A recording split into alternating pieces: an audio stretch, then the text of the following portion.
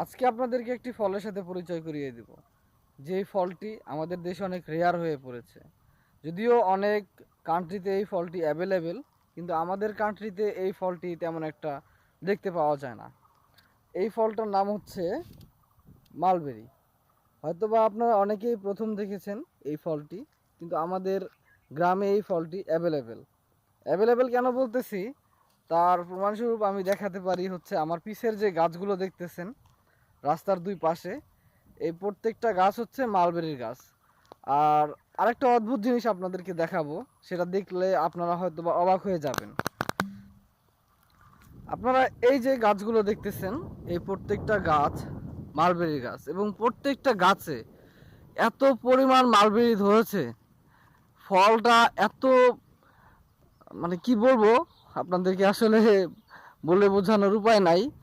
এই ফলটা আমাদের এলাকায় কেউই মানে এটা অতটা গুরুত্বপূর্ণ মনে করে না, কিন্তু আমি জানি এই ফলটি অনেক পুষ্টিগুণে সম্পূর্ণ এবং এই ফলটি অনেক রেয়ার।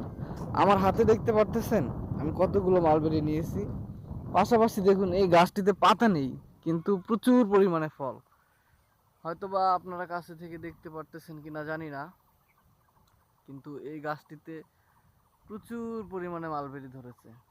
আপনারা দেখতে পাচ্ছেন কিনা, আপনাদেরকে দেখাতে পাচ্ছি কিনা জানি না, কিন্তু এই গাছটিতে শুধু নয়, এর প্রত্যেকটি গাছে অসীম মালবেরি।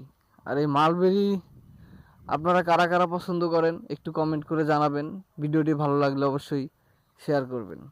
এই যে মালবেরি, কারা কারা এই মালবেরি খেয়েছেন অবশ্যই জানাবেন।